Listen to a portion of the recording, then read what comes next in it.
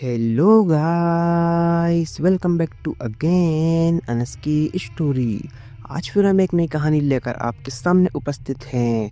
दोस्तों, video start करने से पहले मैं आपसे एक बात कहना चाहता हूँ। अगर ये वीडियो आप तक पहुँच गई है तो प्लीज़ आप चैनल को सब्सक्राइब करें और मुझे अपना छोटा भाई समझकर सपोर्ट करें, क्योंकि आपके सब्सक्राइब करने से हमें मोटिवेशन मिलता है और वीडियो बनाने में भी अच्छा लगता है।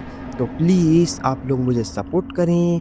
तो चलिए शुरू करते हैं आज की कहानी, जिनकी खौफनाक वापसी और स्टोरी। साल 1997 की बात है। राजस्थान के एक छोटे से गांव मोहनपुर में एक पुरानी हवेली खंडर बन चुकी थी। लोगों का मानना था कि उस हवेली में किसी ज़माने में एक तांत्रिक ने जिन को बंद किया था, पर जब तांत्रिक की मौत हुई तो वह जिन मुक्त हो गया और उसके बाद से गांव में रहस्यमय मौतों का सिलसिला शुरू हो गया। कोई कुएं में गिरकर मरा तो कोई अपने ही घर में जलकर राख हो गया। लोग कहते थे कि जो हवेली के पास जाता है वह कभी लौटकर नहीं आता। गांव में एक लड़का था, इमरान, जिसे इन सब बातों पर विश्वास नहीं था। वह पढ़ा लिखा था और इन कहानियों को वहम समझता था। एक दिन दोस्तों के साथ बहस के बाद उसने चैलेंज दिया कि वह रात के 12 बजे उस हवेली के अंदर जाएगा और वीडियो बनाकर सबको दिखाएगा कि वहाँ कुछ भी नहीं है। उस रात वह अपने मोबाइल के साथ हवेली में घुसा और उसके साथ जो हुआ वह किसी ने भी नहीं सोचा था। हवेली के अंदर जैसे ही इमरान ने कदम रखा, अजीब सी ठंडी हवा चलने लगी।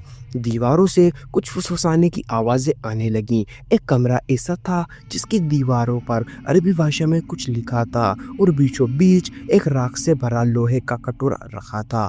तभी मोबाइल की स्क्रीन ब्लैंक हो गई और इमरान को एक अजीब सी चीख सुनाई दी, जैसे कोई बहुत पुरानी आत्मा सदियों से बंद थी अब आज़ाद हो गई हो। और उसके बाद इमरान वहाँ से कभी बाहर नहीं निकल पाया। अगली सुबह गांव वालों को हवेली के बाहर इमरान का मोबाइल टूटा हुआ मिला, जिसमें एक आखिरी वीडियो था कुछ सेकंड्स का, जिसमें इमरान की आंखें ऊपर की ओर लपटी हुई थी और पीछे से एक धुंधली काली आकृति आ रही थी।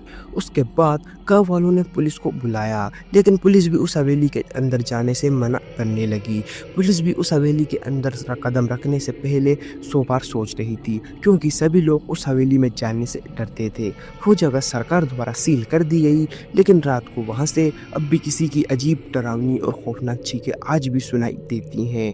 कहते हैं कि वो जिन अब आज़ाद है और उसकी तलाश में है किसी न किसी नए शरीर की। हर साल गांव में कोई ना कोई बिना कारण मारा जाता है, बिना किसी बीमारी के, बिना किसी वजह के, बेही वजह किसी का गला काट दिया जाता है तो किसी की आंखें निकाल ली जाती हैं।